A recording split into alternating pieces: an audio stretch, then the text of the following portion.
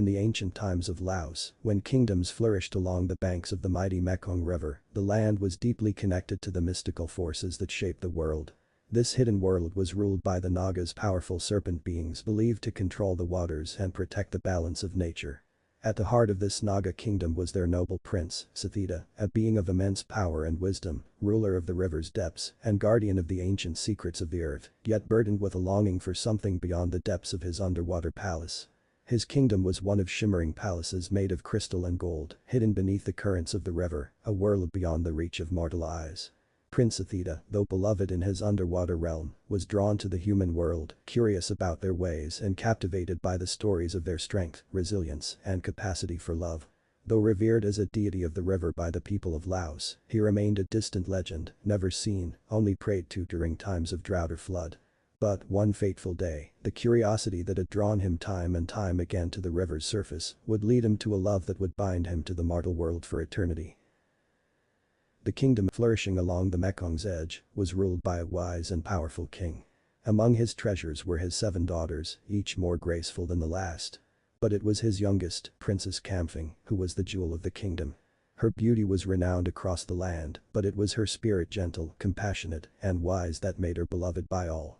She had a special connection to the natural world, often walking along the banks of the Mekong, her steps light as the wind, her heart full of love for the people she served. Not only was she known for her breathtaking beauty, but her wisdom and gentle spirit made her beloved by all who knew her. Unlike her sisters, Kamphing was not drawn to courtly life. One fateful day, Prince Athena, curious about the humans who revered him from afar, had emerged from the depths of the Mekong in the form of a strikingly handsome young man. Cloaked in a simple yet elegant robe, his eyes gleamed with a depth that seemed ancient, as if they held the knowledge of centuries. As he wandered along the river's edge, beneath the soft light of a setting sun, the Naga prince's gaze fell upon the radiant Princess Kamphing, a mortal princess whose grace and kindness captivated him at once. Her beauty shining like the sun on the water. Kamphing, upon seeing him, felt an instant connection as well. The moment their eyes met, a powerful connection formed between them. Princess Kamphing, who had never known love, felt an overwhelming bond with this stranger, whose kindness and strength mirrored her own. Though neither spoke a word at first, their hearts knew that they were bound by something far greater than themselves. Their connection drawn to one another with an intensity neither could resist. Since that encounter, they'd begun to meet secretly.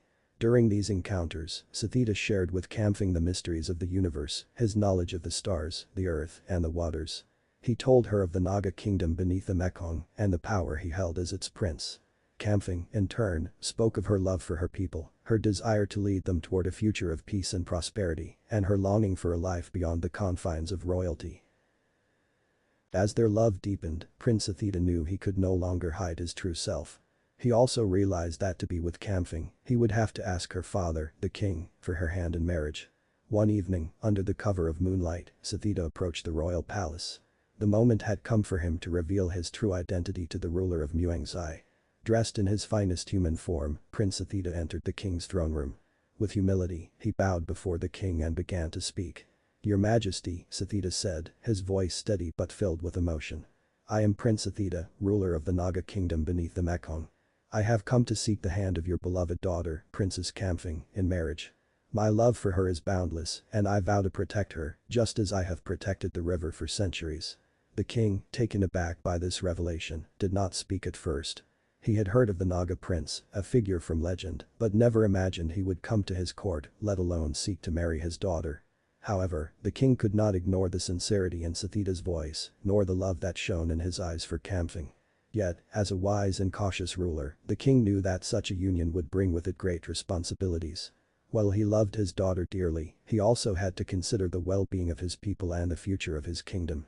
"If you wish to marry my daughter," the king said finally, "I will allow it under one condition. You must remain on land for 1,000 years and protect our kingdom from all threats. As a prince of the river, you hold great power, and with that power, I ask you to safeguard our people for generations to come." Without hesitation, Prince Athena accepted the king's condition. He vowed to remain on land, using his divine knowledge and strength to protect the kingdom of Laos for 1,000 years. The king, satisfied with the prince's promise, gave his blessing for the marriage. The wedding of Prince Athena and Princess Kamphing was a magnificent event, one that resonated throughout the kingdom of Muangzai and beyond. It was not just a royal union, it was the merging of two worlds, one from the mystical depths of the Mekong River and the other from the heart of Laos, the ancient kingdom of the land. The people of Laos, who had long revered the Naga as guardians of the river, now had their protector as a prince of the land. The preparations for the marriage were like nothing seen before. Royal envoys, nobles, and elders from across the region came to bear witness to the ceremony. Priests offered prayers to the gods, invoking blessings on the union. Golden banners decorated the palace, and flowers filled the streets, their fragrance carried on the breeze, symbolizing the bond between nature and the royal family.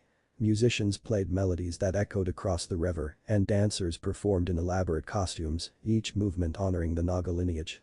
But it was the arrival of Prince Athita in his human form, regal and awe-inspiring, that captivated everyone. His presence, though human in appearance, carried a mystical aura. His eyes glinted like the reflective depths of the river, his movements graceful like the flow of water. Princess Kamphing, radiant in her royal attire, stood beside him, her eyes filled with love and pride for the prince who had forsaken his underwater realm for her. Their marriage was sealed in the great hall of the royal palace, a structure built to honor the gods of the earth and water. As the priest conducted the ceremony, Prince Athita took Kamphing's hand, vowing to protect her and her people for 1,000 years, just as he had promised the king. He pledged not only his love but his strength, wisdom, and divine powers to safeguard the kingdom of Laos from all harm. The king, deeply moved by the ceremony, blessed the union with words that resonated through the ages. May this union bring peace to our land and prosperity to our people. May you, Prince Athita, rule with wisdom, and may you, Kamphing, lead with grace. The people cheered, their voices rising in unison to celebrate this divine marriage, believing it to be the dawn of a golden age. With the blessing of the king, Prince Athita and Princess Kamphing began their rule over Muangzai, and their reign marked a period of unprecedented peace and prosperity. True to his promise, Athita took his role as protector seriously, remaining on land and dedicating himself to the welfare of the kingdom. Under his reign, Laos experienced a period of enlightenment where knowledge, culture, and prosperity flourished. Though Prince Athita had agreed to remain on land, his connection to the river and the mystical powers of the Naga never faded. He wielded his abilities discreetly but effectively, using his control over water and nature to ensure the prosperity of the land. The Mekong, once unpredictable, became a life-giving force for the kingdom. Its floods were controlled, and its waters nourished the fields, bringing bountiful harvests year after year. The people saw these miracles as proof of their Naga prince's divine favor, and they revered him not just as their ruler, but as a living god. Athita's leadership was marked not by conquest or warfare, but by a focus on knowledge and unity. He believed that the kingdom's true strength lay in the wisdom of its people. With Princess Kamphing by his side, he set about transforming the kingdom through education, infrastructure, and spiritual guidance. Under Prince Athita's reign, the royal court became a place of learning and innovation. Scholars, philosophers, and artisans from all across the region came to Muangzai to study the Naga prince's teachings. Athita, with his otherworldly knowledge of the universe, shared advanced understanding of agriculture, mathematics, architecture, and astrology. He taught the people of Laos how to read the stars to predict weather patterns, using astrology to guide their agricultural cycles. This knowledge became a cornerstone of life in the kingdom, and under his guidance, the people learned how to align their planting and harvesting with the movements of the sun, moon, and stars. The kingdom soon became known as a place of wisdom, with neighboring regions sending emissaries to learn the secrets of the Naga prince. Mathematics and architecture flourished during this time. With Athita's teachings, the people of Laos constructed impressive buildings, temples, and storage systems that allowed them to thrive even in times of scarcity. The most famous of these innovations was the construction of the Plain of Jars, a vast field where enormous stone jars were created under the Naga prince's instruction. These jars, used to store food, grain, and water, ensured that the kingdom would remain well-fed even during droughts or wars. The Plain of Jars, with its enigmatic and massive structures, still stands today as a testament to the ingenuity of that era. Temples and places of worship were also built across the kingdom. These were not just places for prayer, but centers of learning, where scholars would gather to study astrology, mathematics, and the teachings of the gods. Prince Athita, though himself a Naga, encouraged reverence for all the deities of Laos, believing that the kingdom's strength came from its harmony with the spiritual and natural worlds. In addition to his intellectual contributions, Prince Athita was the kingdom's greatest protector. His powers, derived from his Naga heritage, allowed him to control the waters of the Mekong and command the natural elements. With this ability, he kept enemies at bay, ensuring that no invading force could cross the river without his knowledge or permission. Whenever threats arose, whether from neighboring kingdoms or natural disasters, Sathida was quick to act. His powers over the river allowed him to summon floods or withhold water to prevent enemies from advancing. Legends say that when foreign invaders attempted to cross the Mekong to attack the kingdom, they were met with fierce storms and whirlpools, conjured by the Naga prince himself. Yet, Sathida's rule was marked more by peace than conflict. His very presence as a divine being instilled a sense of respect and awe in the hearts of neighboring rulers, who knew that the kingdom of Muangzai was under the protection of an immortal prince. His diplomacy, combined with his mystical powers, ensured that Laos remained a land of peace for the duration of his reign.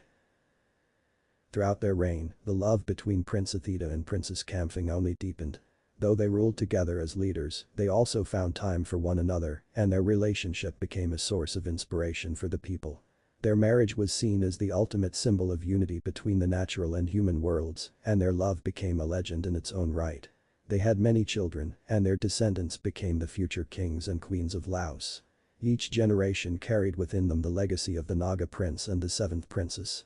The royal bloodline, infused with the mystical powers of the Nagas, was believed to give the rulers divine strength and wisdom. The people of Laos believed that as long as the descendants of Sathida and Kamphing ruled, their kingdom would remain blessed by the gods. As the end of the 1,000 years approached, it was clear to the people that a great era was drawing to a close. Sathida, bound by his vow, knew that his time on land was limited. Though his love for Kamphing and his kingdom was as strong as ever, he had fulfilled his promise to protect the land for 1,000 years. In the final years of their reign, Sathida and Kamphing withdrew from public life, spending their time in contemplation and meditation. It is said that during this time, Sathida prepared his descendants for the responsibility of ruling the kingdom.